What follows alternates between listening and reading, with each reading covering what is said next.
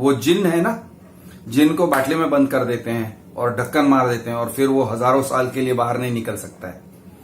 तो आप लोग सोसाइटी वाले उस टाइप के जिन हो जिसको बाटली में बंद कर दिया, पैक कर दिया, सील कर दिया और पकड़ा दिया बिल्डर को। जब आप अपने सोसाइटी के प्रेमिसेस यानी अपने फ्लैट को छोड़कर वनवास में चले जाते हो और अपना फ्लैट, अपना बिल्डिंग बिल्डर को के कब्जे में छोड़ के जाते हो, उस समय आप तो जानते नहीं हो। आपको लगता है ठीक है, हमने कॉन्ट्रैक्ट साइन किया है, हमारा ट्राइपार्टाइट एग्रीमेंट है, हमारा रजिस्टर्ड एग्रीमेंट है, सब कुछ है। लेकिन सब कुछ होने के बावजूद आपके पास कुछ भी नहीं है, क्योंकि आप इंडिविजुअल फ्लैट बायर्स उस जगह पर खड़े हो जहां पर आपका कोई महद सहायता नहीं करेगा अगर बिल्डर ने आपको फ्लैट बनाकर नहीं दिया तो। टाइम पर नहीं बना के दिया, या बना के ही नहीं दिया, या बना के दिया लेकिन डिफेक्टिव क्वालिटी का दिया, या फिर ऐसे बना के दिया कि उसमें बहुत सारे इश्यूज हैं। आपकी सहायता कोई नहीं करेगा, हर एक आपको धक्का मार के निकालेगा। ऐसा क्यों? कॉर्पोरेशन डिपार्टमेंट वाले कैमरा मीटिंग में पैसे लेते हैं, ओपन सीक्रेट है। कैमरा में देख के, वीडियो कैमरा में देख के आप कहते हो मैं so and so, flat number so and so, हम इस बिल्डर को सिलेक्ट कर रहे हैं। ये पद्धति के लिए वो लोग एक ऑर्डिनरी कॉर्पोरेशन डिपार्टमेंट का एक इंसान को भेजते हैं। ये मीटिंग में आने के लिए ऑलरेडी कॉर्पोरेशन डिपार्टमेंट में कहीं पर फ्लैट 30, 40, 50 हजार, 60 हजार, 1 लाख रुपया पहुंच गया है पर फ्लैट। कल्याण में है तो शायद 15,000 पर फ्लैट, और साउथ बॉम्बे में है तो शायद 1 लाख, 1.5 लाख पर फ्लैट। ये पैकेट कॉर्पोरेशन डिपार्टमेंट में पहुंचता है, यानी कॉर्पोरेशन डिपार्टमेंट आपको गाय, भैंस, बकरी, ऊंट की तरह पकड़ के बिल्डर को बेच रही है।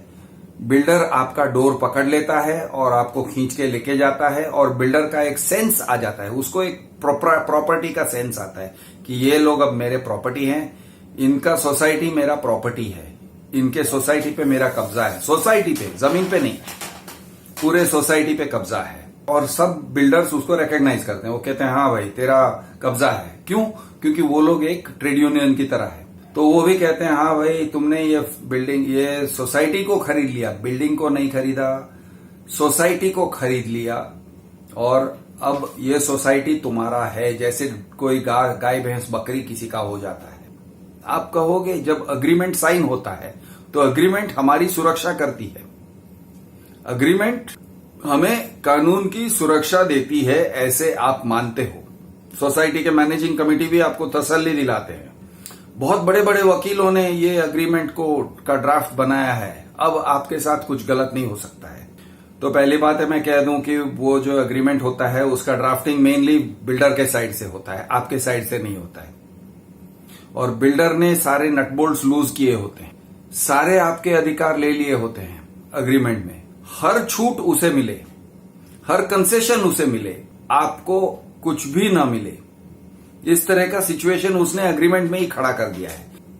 यानी आप रजिस्ट्रार के पास जाओ या आप कोऑपरेटिव कोर्ट में जाओ, कोई फर्क नहीं पड़ने वाला है, आपको कोई रिलीफ नहीं मिलेगा बिल्डर के अगेंस्ट। ऐसे क्यों? क्योंकि Maharashtra cooperative societies act, MCS act, या कोई भी स्टेट का कोऑपरेटिव सोसाइटीज एक्ट सिर्फ मैनेजिंग कमिटी और फ्लैट ओनर्स के बीच में जो रिश्ता है उसको कायम रखने के लिए है। उसका पर्पस इतना ही है कि वो मैनेजिंग कमिटी और उसके फ्लैट बायर्स के बीच के रिश्ते को उसको गवर्न करे, उसको रेगुलेट करे। वो काम भी वो एकदम ही बकवास तरीके से करते हैं। वो लोग नौटंकीबाज ज्यादा हैं और काम करने वाले कम, कार्यकर्ता कम हैं। अगर वो काम भी अगर करते तो भी आप एमसीएस एक्ट या कोऑपरेटिव सोसाइटीज एक्ट के दायरे से बाहर निकल चुके हो। जब आपका सोसाइटी एक बिल्डर के साथ अग्रीमेंट साइन करता है तो आप बिल्डर के साथ कोई भी रिश्ते में नहीं हो, you are not in any relationship. हाँ, ट्राइपरटाइट एग्रीमेंट जो है वो एक वीक टाइप ऑफ रिश्ता कायम करता है, बहुत ही वीक। ट्राइपरटाइट एग्रीमेंट के अंदर सिर्फ आपके ये राइट्स हैं कि इतने स्क्वायर फीट मिलेंगे वगैरह वगैरह, और हमको अल्टरनेटिव अकोमोडेशन रेंट मिलेगा, एटसेट्रा एटसेट्रा, ये सब है। लेकिन आप ये ट्राइपरटाइट एग्रीमेंट को लेकर अगर आप बिल्डर को कोर्ट में ले जाने की कोशिश करिए, कोऑपरेटिव कोर्ट फॉरगेट इट, नहीं होने वाला है। क्योंकि कॉर्पोरेशन डिपार्टमेंट बोलेगा देखो भाई, बिल्डर के ऊपर हमारा कोई ज्यूरिसडिक्शन नहीं है। बिल्डर का जो एक्टिविटी है वो कोऑपरेटिव एक्टिविटी नहीं है। हाँ, आपका और आपके मैनेजिंग कमेटी के बीच का जो रिश्ता है वो कोऑपरेटिव है। आप अपने मैनेजिंग कमेटी के ऊपर केस दर्ज कर सकते हो, लेकिन दर्ज करके फायदा क्या? आपके मैनेजिंग कमेटी ने कॉन्ट्रैक्ट दिया है बिल्डर को, आपने कोई कुछ नहीं किया है। आप इंडिविजुअल फ्लैट मेंबर्स हो, सोसाइटी के मेंबर्स हो, आपका लोकस स्टैंड ही नहीं है कि आप बिल्डर के अगेंस्ट केस कर सको। और बिल्डर को कोऑपरेटिव कोर्ट या रजिस्ट्रार के सामने बुलाने का सवाल ही नहीं उठता है, सवाल ही नहीं है। आप अगर कोई जुगाड़ करोगे, किसी तरह से आपका वकील जुगाड़ करेगा, शायद एक आध हियरिंग के लिए वो आके जाएगा, बस खत्म। कोई ऑर्डर नहीं पास कर सकते। अगर उन्होंने गलत सलत ऑर्डर पास कर दिया ना प्रेशर में आके, तो वो हाई कोर्ट में जाके उसको क्वॉश करवा के आ जाएगा। वो कहेगा इनका ज्यूरिसडिक्शन नहीं है। तो ज्यूरिसडिक्शन इश्यू की वजह से कोऑपरेटिव कोर्ट आपके लिए नहीं है। चलिए, दूसरी जगह क्या है? आप सोचोगे कंज्यूमर कोर्ट में जाएंगे, हम जाएंगे कंज्यूमर कोर्ट में। अगेन, आपका बिल्डर के साथ रिश्ता क्या है? आप कहोगे हम बिल्डर के कंज्यूमर हैं, बिल्डर हमको वो विक्रेता है, builder is seller to me. गलत, पूरी तरह से गलत। आपका सोसाइटी और बिल्डर पार्टनर है, पार्टनर, को प्रमोटर। बिल्डर ने ये बिल्डिंग प्रोजेक्ट का कंसेप्ट बनाया है, आपके सोसाइटी ने उसके लिए जमीन दिया है, वो जमीन आपके सोसाइटी का जमीन है। सोसाइटी का जमीन आपका जमीन नहीं है। सोसाइटी ने बिल्डर के साथ पार्टनरशिप किया है through registered agreement, redevelopment agreement. अब आप कौन हो? तो आप सोसाइटी के मेंबर्स हो, इंडिविजुअल मेंबर्स। अगर बिल्डर ने फ्लैट बना के आपको नहीं दिया, आपके मैनेजिंग कमेटी को केस करना चाहिए बिल्डर के ऊपर। Managing committee should take the builder to court. कौन सा कोर्ट? Civil court. किस लिए? Breach of contract. क्या आपकी मैनेजिंग कमेटी इसके लिए राजी है? तो 99.9% मैं कहता हूं आपकी मैनेजिंग कमेटी ऐसे नहीं करना चाहेगी। क्यों नहीं करना चाहेगी? छोड़ दो यार, छोड़ दो। इसके कोई कारण, बहुत सारे कारण हैं। करप्शन वाला कारण हो कि बैकबोन नहीं है उसका कारण हो, या उनकी यानी कुछ भी कारण हो, लेकिन आपके सोसाइटी की मैनेजिंग कमेटी न बिल्डर को ले जाना चाहती है कोर्ट में, और न उनके अंदर वो काबिलियत है कि वो एक वकील को इंटेलिजेंटली हैंडल कर सके। बिल्कुल नहीं है। वो ब्रीफ जो करना चाहिए उसको वकील को एक, यानी वकील अगर एक तीर है तो आपका सोसाइटी को धनुष का काम करना चाहिए। धनुष तीर को सीधा उड़ाता है, लेकिन आपका सोसाइटी धनुष है ही नहीं। उसमें धनुष का काम करने के लिए ताकत है ही नहीं, वो करेगा ही नहीं। अब आप लोग, तो आप लोग मतलब इंडिविजुअल्स जो परेशान हैं, बिल्डर से पीड़ित हैं, बिल्डर के काम न करने से पीड़ित हैं, बिल्डर के लेट डिलीवरी से पीड़ित हैं, बिल्डर के परमिशन न लाने से पीड़ित हैं, या परमिशन लाकर डिले करने से, प्रोजेक्ट डिले करने से पीड़ित हैं। आपको फ्लैट नहीं मिला है इसलिए आप पीड़ित हैं। आपको फ्लैट मिला लेकिन प्रोजेक्ट कुछ ठीक नहीं हुआ, इससे आप पीड़ित हैं। बांधकाम ठीक नहीं है, या गलत डिजाइन था, या जो भी था, आपके साथ चीटिंग हुआ, आपको गलत प्रॉमिस दिया गया था और उसने कहा कुछ और, दिया कुछ और। किसी भी कारण से आप पीड़ित हो, आप अगर बिल्डर के अगेंस्ट डायरेक्ट जाओगे to civil court, civil court आपको उठा के फेंक देगा। क्यों? सिविल कोर्ट बोलेगा देखो भाई, आपके और बिल्डर के बीच में रिश्ता क्या है? आप कहोगे हम सोसाइटी के मेंबर हैं। वो कहेंगे रीडेवलपमेंट एग्रीमेंट किसके बीच में था? आप कहोगे सोसाइटी के बीच में, वो कहेंगे सोसाइटी के ऊपर केस डालो, बिल्डर के ऊपर केस डाला है, आप सोसाइटी पे भी केस डालो। तो आपको बिल्डर और सोसाइटी दोनों के ऊपर केस डालना पड़ेगा। सोसाइटी को आपके साइड पे रहना चाहिए, सोसाइटी आपको रिप्रेजेंट करना चाहिए, लेकिन ऐसे नहीं होता है। सोसाइटी बिल्डर को रिप्रेजेंट करता है। क्यों? छोड़ दो यार, कारण बहुत सारे हैं, वो सब छोड़ दो।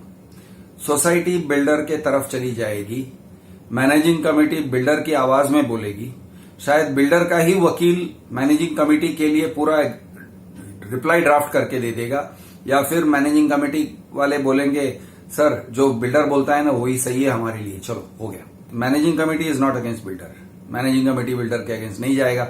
सिविल कोर्ट में आप केस करो, जो भी करो, आप थक जाओगे, हार जाओगे, आपको अच्छा रिजल्ट नहीं मिलने वाला है। दूसरा कारण यह है, बड़ा अजीब कारण है दोस्तों, हमारे देश में जो डेमोक्रेसी है, डेमोक्रेसी में मेजॉरिटेरियनिज्म नहीं चलता है। डेमोक्रेसी में ड्यू प्रोसेस होना चाहिए, एक सही पद्धति से काम करना चाहिए, सही पद्धति, डेमोक्रेटिक पद्धति। मेजॉरिटेरियनिज्म क्या है कि भाई उनके नंबर्स ज्यादा हैं तो वही सही है। लेकिन रीडेवलपमेंट में बार बार ये देखा गया है कि जजेस मेजॉरिटेरियनिज्म के तरफ जाते हैं। कोऑपरेटिव सोसाइटीज के मामले में उनका कुछ ऐसा सोचना है कि भाई सोसाइटी जो है ना वो एक इंडिपेंडेंट स्ट्रक्चर है, जैसे फैमिली। मैनेजिंग कमेटी अगर गलत तरीके से मिनट्स लिखती है, एजेंडा लिखती है, आपको गुमराह करती है, यानी मीटिंग में हुआ कुछ और एजेंडा और मिनट्स में लिखा था कुछ और, आपको परेशान कर रही है, आपको दबा रही है, आपको आपके साथ बुलिंग हो रहा है, कोर्ट कुछ नहीं करेगा। ये बार बार देखा गया है। I am sorry, Indian judiciary का एक अनरिटन नहीं रिटन डॉक्ट्रिन हो चुका है कि 51% पब्लिक अगर रीडेवलपमेंट के फेवर में है, बिल्डर के फेवर में है।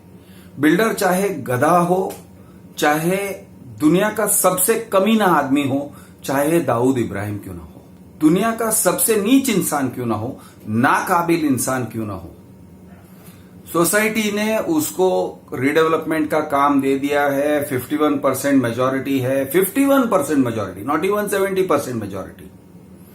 तो जजेस कहते हैं भाई सॉरी हम कुछ नहीं कर सकते, हम इसमें इंटरफियर नहीं करेंगे, इनका ये इंटरनल मामला है। ड्यू प्रोसेस का क्या? What about due process?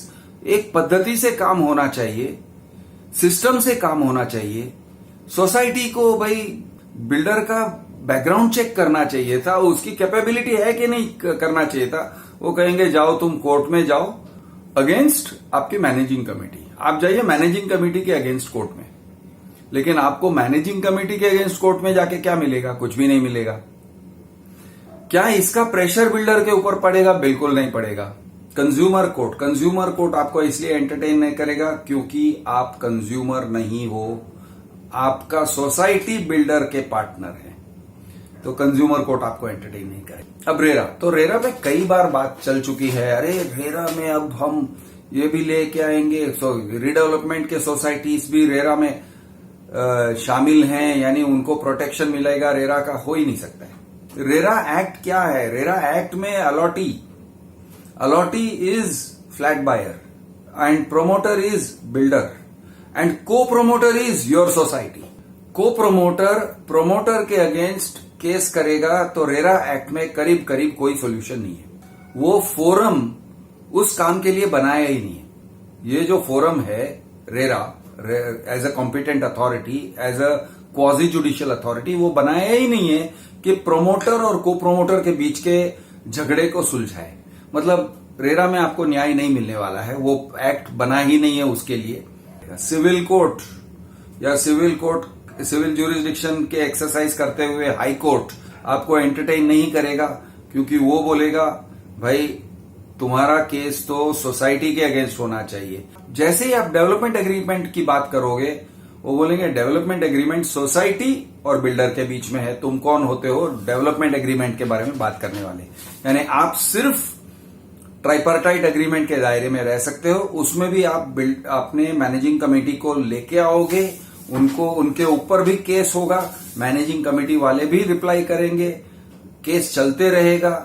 Guarantee से कहता हूं बहुत कम चांसेस हैं कि आप जीत सकते हो या इवन बिल्डर पे रीजनेबल प्रेशर डाल सकते हो। जीतना तो दूर की बात है, प्रेशर तो आना चाहिए बिल्डर पे, केस करोगे तो वो भी नहीं आएगा, आपके ऊपर प्रेशर आएगा। तो चलिए और एक बात, क्रिमिनल तो पुलिस और मैजिस्ट्रेट, भाई आपने तो एग्रीमेंट साइन किया है, पुलिस कहेंगी ये तो सिविल मैटर है, या फिर वो कहेंगे ये कोऑपरेटिव मैटर है, या फिर वो कहेंगे वो कहीं का भी मैटर है लेकिन हमारा मैटर नहीं है, क्रिमिनल नहीं है। क्यों? क्योंकि एग्रीमेंट का ब्रीच की बात कर रहे हो ना। एग्रीमेंट किया, उसने फॉलो नहीं किया, आपने जानबूझ के अपना समझ के आपने घर उसको दे दिया, करेक्ट? आपने साइन किया ना, उसको कब्जा दे दिया ना। किसने कब्जा दिया? आपने कब्जा दिया, आपके सोसाइटी ने कब्जा दिया, हो गया। आपका सोसाइटी पुलिस के पास जाएगा नहीं, गया तो भी एंटरटेन नहीं करेंगे, यानी आपको कोई भी रिलीफ नहीं मिलने वाला है, even from police, even from कोई भी कहीं से भी आपको रिलीफ नहीं मिलता है।